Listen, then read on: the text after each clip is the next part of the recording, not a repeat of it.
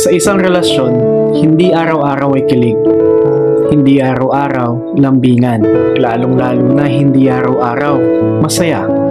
May mga panahong mabigat at sobrang sakit.